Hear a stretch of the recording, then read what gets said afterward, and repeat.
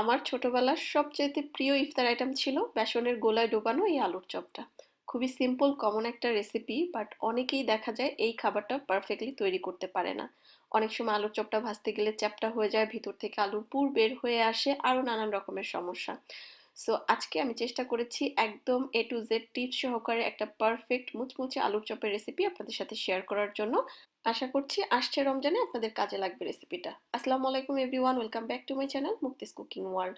তো আলুর চপ বানানোর জন্য প্রথমেই আমি আমার প্রয়োজন অনুযায়ী বেশ কিছু আলু সিদ্ধ করতে দিয়ে দিলাম। আলুগুলো সিদ্ধ হয়ে যাওয়ার পরে আমি গরম পানি থেকে সরাসরি তুলে নিচ্ছি। আলুর চপ বানানোর ক্ষেত্রে প্রথম টিপস হচ্ছে আলু সিদ্ধ করে কখনোই গরম পানির মধ্যে রেখে দেওয়া যাবে না। সরাসরি তুলে এভাবে একটু হাত দিয়ে ধরার মতো ঠান্ডা হলে খোসা ছাড়িয়ে এটাকে একটু ম্যাশ করে নিতে হবে। গরম পানির মধ্যে রেখে দিলে আলুটা পরবর্তীতে ভর্তা করে নিলে সেটা নরম হয়ে যায় এবং এটা ভাজার সময় ছিটে বা খুলে আসার ভয় থাকে। এবং গরম অবস্থায় ম্যাশ করে নিলে ভিতরে আর কোনো লাম্পস বা দলা থাকার ভয় থাকে না।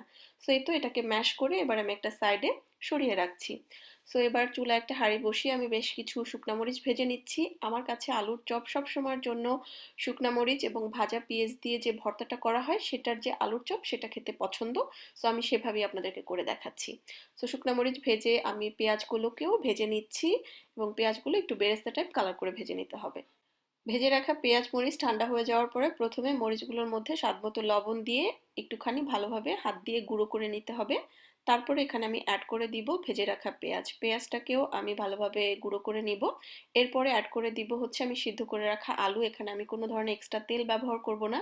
এই পর্যায়ে তেল ব্যবহার করলে অনেক সময় আলুর চপ নরম হয়ে যায় এবং সেই চপটাও ভাজার সময় খুলে আসার একটা ভয় থাকে। সো আমি এবার চপ বানানোর জন্য সবগুলো টুকরো সমান করে হাত দিয়ে কেটে নিয়েছি। এবার চপের শেপ দিয়ে দিব।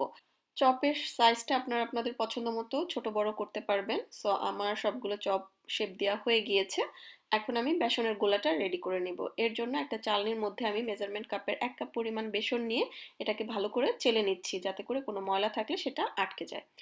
এখন এর মধ্যে অল্প পরিমাণে আমি লাল মরিচের গুঁড়া, সামান্য হলুদের গুঁড়া, সামান্য একটু জিরার গুঁড়া, অল্প একটু বেকিং পাউডার আর স্বাদমতো লবণ দিয়ে দিচ্ছি। বেকিং পাউডারটা অপশনাল, কেউ দিতে না চাইলে না দিলেও হবে। এখন অ্যাড করে দিচ্ছি 1 চা চামচ পরিমাণ আদা রসুন বাটা। এবার অল্প অল্প করে নর্মাল তাপমাত্রার পানি দিয়ে একটা ঘন ব্যাটার রেডি করে নিতে হবে। আর পানিটা একবারে না দিয়ে অল্প অল্প করে দেওয়ার ট্রাই করবেন। এবং ব্যাটারের কনসিস্টেন্সিটা খুব অতিরিক্ত ঘনও হবে না, আবার অনেক পাতলাও হবে না। আমার আলুর চোপে অতিরিক্ত মোটা বেসনের গোলা পছন্দ না, তাই আমি একটু মিডিয়াম কনসিস্টেন্সির একটা গোলা সবসময় রেডি করি। আর এই তো গোলার কনসিস্টেন্সিটা দেখতে পাচ্ছেন, অতিরিক্ত ঘনও না আবার পাতলাও না।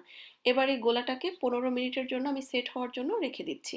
আর এই তো এরই মাঝে 15 মিনিট হয়ে গিয়েছে। এবার এই গোলার মধ্যে একটা করে আলুর চপ দিয়ে ভালোভাবে কোট করে নিতে হবে। এবং ভাজার সময় সবচেয়ে ইম্পর্টেন্ট টিপস হচ্ছে তেলটাকে খুব ভালোভাবে গরম করে নেবেন। হালকা গরম তেলের মধ্যে দিলে আলুর চপ কিন্তু চ্যাপ্টা হয়ে যাবে, এটা প্রপারলি ফুলে উঠবে না এবং ভিতর থেকে ফেটে পুরটাও বের হয়ে আসবে। তাই মুচমুচে করে গরম তেলে ভেজে নিতে হবে মাঝারি আঁচে। আর এই তো আমার মুচমুচে ফুলকো আলুর চপ একদম রেডি। আমি একদমই মোটা বেসনের গোলা পছন্দ করি না, পাতলা মুচমুচে একটা বেসনের লেয়ার আর ভিতরে আলুর পুরে ভরপুর। আমি জানি এই চপের রেসিপি সবাই জানেন, বাট যারা দুই একজন জানেন না তাদের একটু হলেও কাজে আসবে, এটা চিন্তা করেই রেসিপিটা শেয়ার করেছি আপনাদের সাথে।